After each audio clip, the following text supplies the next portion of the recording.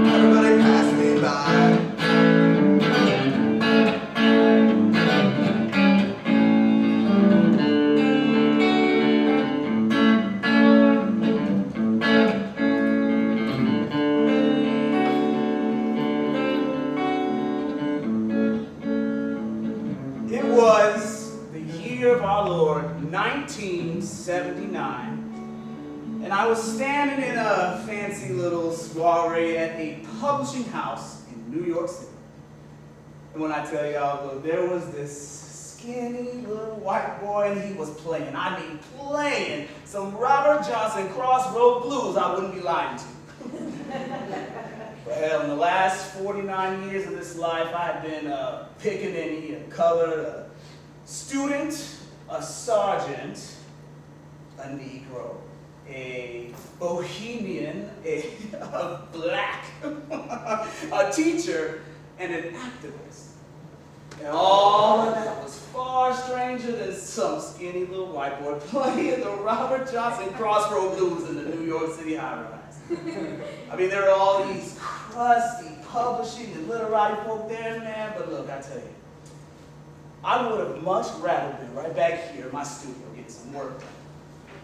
My little brother Raymond dragged me in here kicking and screaming, saying, "Come on, Benny, man, this is my big night. I'm the first winner for the Baldwin Prize for Fiction. There'll be a lot of cool people there, man, I promise you. Plus, Jimmy's going to present me with the award himself, and he asked if you were going to be there." So I went. I tried, but I didn't promise anything. But man, thank God they had some good liquor. Yeah, Mom and Pop couldn't got a load of that place, man. It was, I mean, I had taken break with a few of my exhibitions before, but my parents, man, we were a long way from Plainview, Georgia. That's right, Plainview. You ever heard of it? It's about 4 miles from Madison, a pinch away from Athens, and a quick bus ride to Atlanta. I got to keep moving, keep moving, move forward.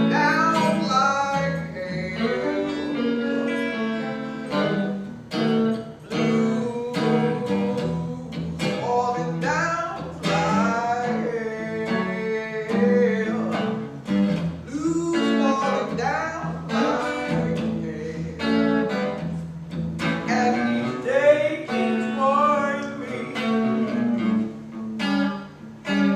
I got a hellhound on my trail. And today was Christmas Eve, and tomorrow was Christmas Day. I said, if today was Christmas Eve and tomorrow was Christmas Day, whoa, we'd have so much more time, darling, we'd play all day.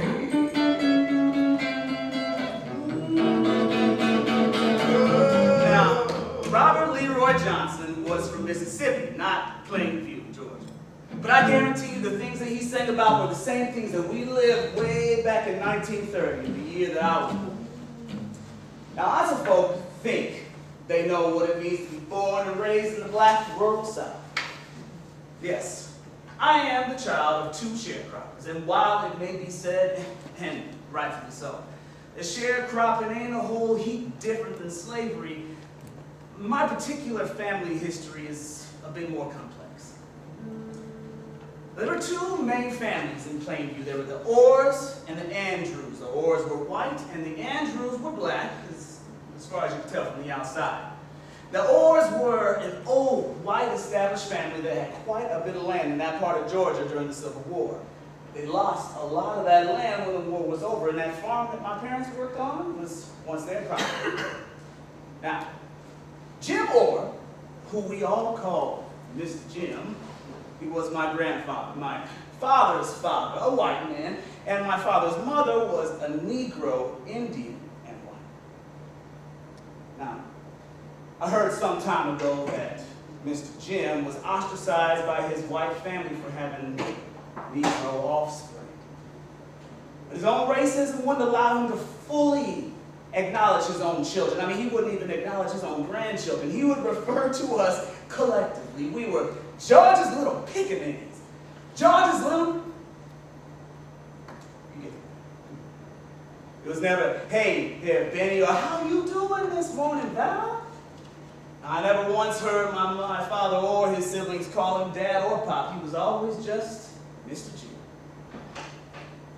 It's that strange kind of distancing that occurs between blood relations in the deep South that creates that familiar and familial tension that I like to capture in my paintings and drawings. It's that same tension that Raymond captured in his novel, Appalachian Red, that got him that award that he received that night. American readers, regardless of the identity they claim, can't resist the messy narrative, whether it's on page or on canvas. And this need to document everything that was around us, we probably picked up from my father, George Dotman Andrews. Southern folk, man, I tell you, they love a good nickname. And everywhere we went, whether we were in Madison or riding our wagon through Plainview, everybody knew good old G from the Mason farm. My parents, they worked on that farm for most of my childhood, as did me and my siblings. And that farm was where my love for art began. After long days of work, my dad would come home and he would find these little scraps of paper and he would do these amazing sketches. I mean, he would use pencils, oils, machine dyes, berries, whatever would stain the surface, he would use it. And he would do this after hours of back-breaking work in the cotton field. He would use these tiny little dots, just like in pointillism, to not only outline the images, but to add a decorative flair to his drawings. And that's how folks started calling him Dotman. I would watch my father do these drawings on the days that he wasn't working in the field, or sometimes late into the night on the days that he had to work. He would put down that pencil or stick or brush or whatever, and he would put on his clothes and head out to the fields in his wagon, making art, or doing, as he liked to call it. It brought him peace. And he and my mother, they encouraged us all to explore our creativity. I mean, they genuinely encouraged. And something in their souls must have told them that freedom coexisted hand in hand with self-expression. And when it came to that, they were on one accord. But when the subject of education came up, they parted ways. Viola! Now, hear me out now. I hear what you're saying, but the fact of the matter is, we got a lot of mouths to feed around here. And the boys and Val are old enough to start doing their fair share out in that field. Ain't nothing wrong with a good day of honest work. I don't see how that schoolhouse learning is going to keep a roof over our head and food in our bellies, much less teach these children how to be responsible adults. It's a waste of time, if you ask me.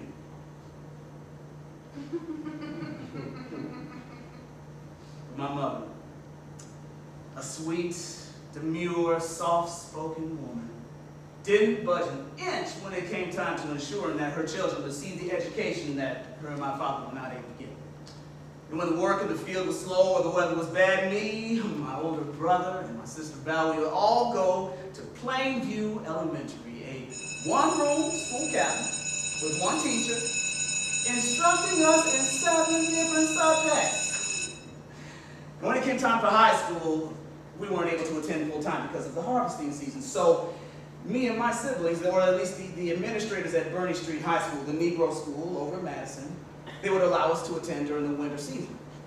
And those teachers, they were something else. Me and my siblings were so far behind that every class felt like Latin class. But those teachers, they would get us caught up on the work that we missed so that we could keep up with the other students. Sometimes, I would hang out in town after school and I would go see a movie over at the movie theater. The films were my way of escape. It allowed me to imagine a world outside of the life that I knew. Sometimes I would go hang out at Baldwin's drugstore. It was this fancy little spot that had magazines and newspapers from all over the world. And my parents, they were big on reading. And we would take these magazines and newspapers and keep them tucked in boxes and stuff them underneath our beds. And sometimes my siblings and I would cut out these images and use them as starting points in our sketches and drawings. And I was particularly enamored by the work of Norman Rockwell. It's funny, because I've talked to other black fine artists, right? And they all talk about how our initial creativity was sparked by commercial illustrations and advertisements. And Norman Rockwell, he was unapologetic in his desire to capture everyday white America in his drawings. Most of us just wanted to do the same for our people. It's strange. Because even though Madison was 4 miles from Plainview, it felt like a totally different world. I mean, technically it was a small town, but compared to our farming community, it felt like a big old city. And me and my siblings, we stuck out like sore thumbs. And one reason was because of our complexion. I mean, we were so light that we would confuse the hell out of black and white folks. I mean, white folks, they would be extra confused because they wouldn't know how to respond to us or where to place us in their racial hierarchy. But black folks, they would do, a double take. But once they clocked that nappy hair, they knew we were Negro. But that didn't stop them from throwing rocks at us or chasing us home after school. But the real point of contention amongst our own people, it wasn't our mixed complexion. It was the fact that we were sharecroppers. And as we were becoming teenagers, that became a point of shame for me and Ray. There was this one time. Me and Ray, we were going into town to get some items from the grocery. It was the weekend, and we were afraid that some of our classmates might see us in our sharecroppers' clothing riding an old plantation wagon through town. So me and Ray, we get up and we throw these burlap sacks over our heads. We hunch down real low inside the wagon so that nobody could see us. So that from the outside, it looked like we were driving the way the wagon was driving itself down the street in Madison. We get to the stop, we get to the railroad tracks and had to stop. But once we clocked of my classmates, the voluptuous Maddie Bell. She crosses over the wagon, snatches the burlap sack off, exposing me and my brother.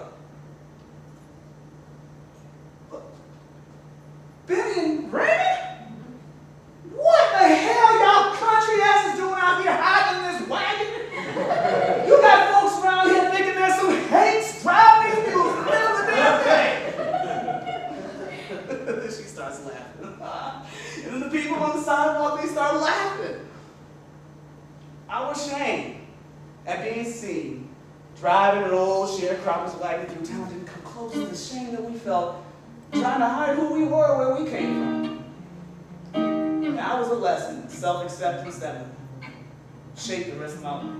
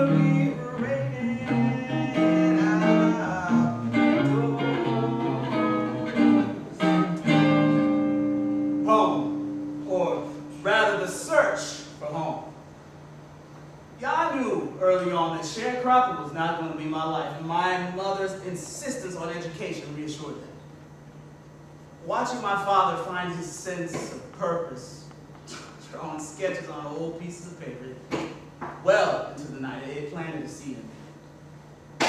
I figured that art might be the vehicle that I would use to explore the terrain of self. That home for me might exist outside of Madison and Plainview. Until then, my piecemeal black experience in America was primarily shaped by my sharecroppers experience in Plainview and my experience over in Madison.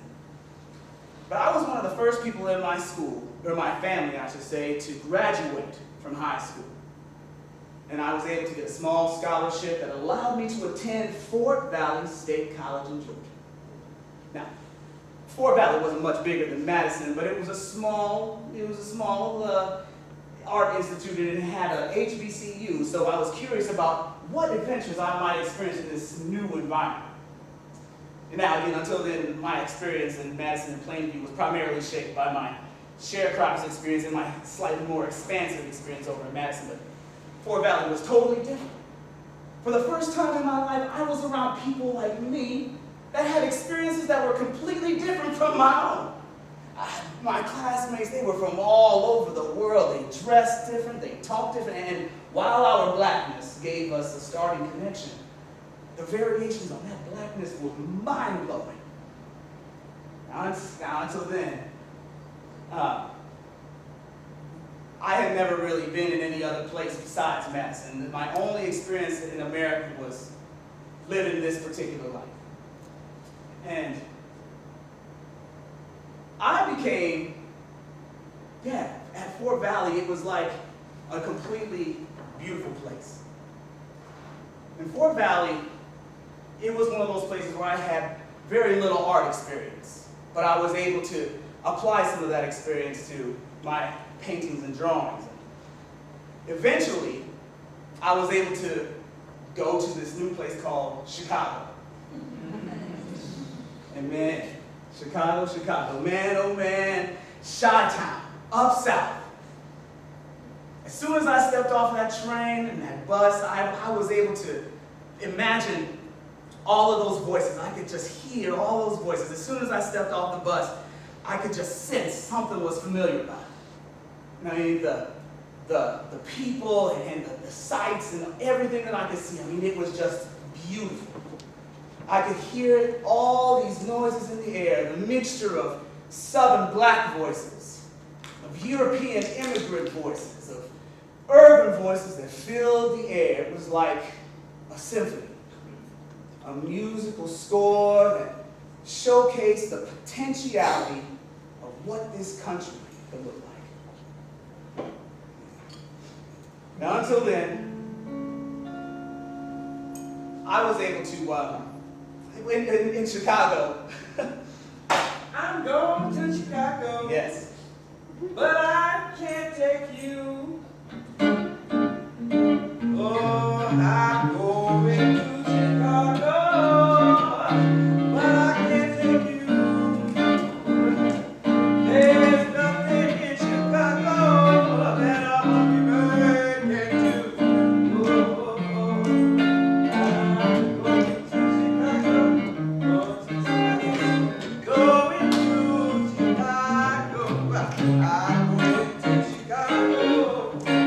But there's nothing that you. Now, I arrived at the School of Art in Chicago in 1954 on Uncle Sam's dime.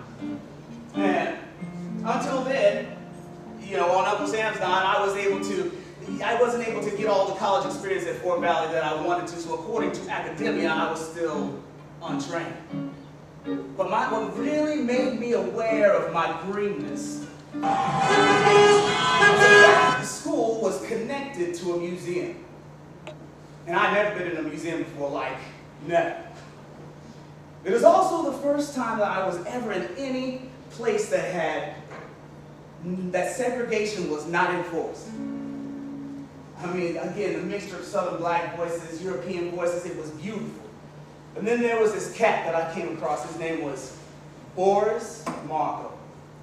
Now, Boris, he was this Ukrainian-born cat who was one of my instructors back at school. And this cat was doing these amazing, powerful, surrealist paintings during the time when Soviet artists were being pressured to toe the party line. These people, Ben, the curators and critics, they are idiots. In my country, I was criticized for not being a social realist. They said my work was decadent and that it did not reflect the struggles of the working class life. As if the proletariat does not dream. What? Do working people not have imaginations?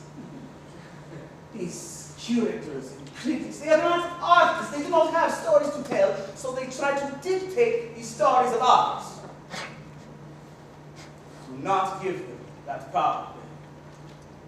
Follow the call of your muse and push the work even further. For me, that meant experimenting with posture and stance in some of the figures, thinking about how the body created a narrative and communicated an attitude. And I also started to incorporate collage and fabrics in some of my paintings to give additional layers of depth and meaning. Chicago taught me how to fight. I was ready to do battle with the Big Apple. Now, I tell people that if Chicago was where I found my voice, that New York City is where I learned that your artistic voice don't mean shit if you can't pay your damn bills. New York, it grew me up real fast. I arrived there in 1958, and within 1 year, I married the photographer, Mary Ellen Smith. We had our first child, Christopher. Two working artists and parents living in a tiny little apartment on the Lower East Side trying to make ends meet. Mary worked as a secretary while I stayed home taking care of the baby while trying to get my work done at the same time. Studio. Ain't nobody got money for no studio. You better figure out how to paint on your kitchen table or a TV tray.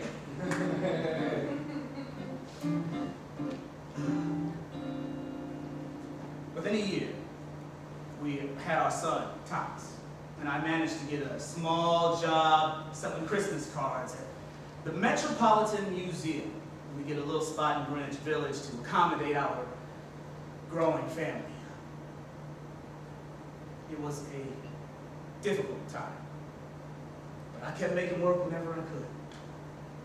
Finally, the hard work paid off, and I landed my first solo exhibition at the Paul Kessler Gallery in Provincetown, Massachusetts. And shortly after that, I was invited to become a member of the Forum Gallery in New York City. Now, having a place to call home is a big deal for a working artist, and I was proud of that accomplishment. But something was missing. I've been thinking about that search for home that inspired me to leave Plainview in Madison, and that desire for home that drew me to those nightclubs on the south side of Chicago. Now, I was in New York. My career was taking off. I was a black working artist. But where was my home? Where was my community?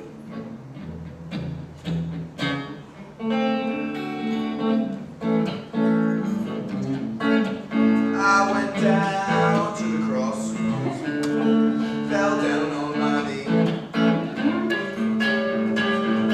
I went down to the crossroads and fell down on my knees. Ask the Lord for mercy, save me if you please. They're standing at the crossroads, trying to flag a ride. I was standing at the crossroads, trying to flag a ride. Didn't nobody see me, everybody just passed me by. It was 1964, and I found myself at a train station in Madison, Georgia. I was waiting for a relative to come and pick me up. I had just got funding for the John Hay Whitney Fellowship for my next project. I don't know what to say. But something was calling me back home. I wanted to create a series that focused on the place where I grew up, about my family stories, Lord. I'm calling it the autobiographical series. Now, I feel like most of my work is autobiographical in some way, shape, or form, but this particular series, it felt intentional. You know, Raymond, he had mentioned to me about this idea that he'd been kicking around about telling a fictionalized account of our family history across 3 books, a trilogy. But he wants to tell the stories that we listen to on our front porches, usually by people who are carrying a glass of moonshine. But he wants these stories to carry the weight of myth. Imagine that. The everyday lives of black folks elevated to myth. And then it dawned on me. I had been searching for something similar in my work for years. Maybe it was time for me to reconnect to the people and the stories that made me. Creating the autobiographical series was truly a crossroads for me. I mean, it was some of my hardest work. It was an homage to family and community, a vision of black life that did not shy away from the horrors of Jim Crow. I put my heart and soul into that work, but my home, Forum Gallery, they didn't want to promote my exhibition. They didn't understand. They didn't understand the importance of showcasing exhibitions that show the complexities of black life, because the American art establishment does not see our lives as complex. If you cannot see the richness of my life, then you can't see my humanity. That was my final gallery, the exhibition at that gallery. But it was also the moment that I realized the words that Boris Margot had said to me all those years ago, that waiting for the curators and critics to validate our work would not only be a waste of energy, but it would eventually stunt our growth as artists. And that energy that I used in my paintings, I eventually took to my activism and teaching. And in 1968, I created the Seek program at Queens College. And we curated a program that was specifically designed for Black and Latino artists to give them the foundation that they need to begin their artistic practice. But we didn't discriminate. We had just as many white and Asian students that came through the program for over the last 9 years. And in 1969, some of my instructors from the Seek program, as well as a few of my more radical artists, we co-created the Black Emergency Cultural Coalition. Now, the idea for BECC began when a bunch of us got together to picket and boycott the 1930s Painting and Sculpture in America series at the Whitney Museum because of their lack of Black representation in that show. And this led to us curating our own exhibition, Invisible Americans, Black artists of the 1930s. But it wasn't just about the advocacy work. It wasn't just about representation. If we want the art of this country to actually represent the people that live in this country, we have to have those people in positions of power as curators, critics, and administrators, educators, and not just people behind the easel. As a Black artist, as a Southern artist, as an American artist, my work is not simply what I create with my hands. It's the way that I hold space for my students in the Seek program or my incarcerated students in the Manhattan Detention Program.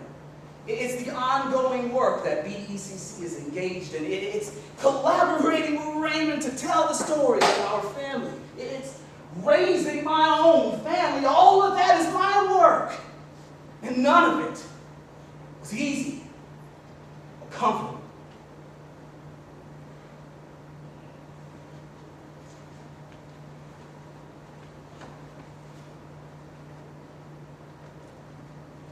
You know, back at that little soiree that I was telling y'all about earlier, I ran into Jimmy Baldwin down in the lobby. He was holding court, as he usually does, and we embraced really quickly. And he got back to telling his story in the eloquent way that he does.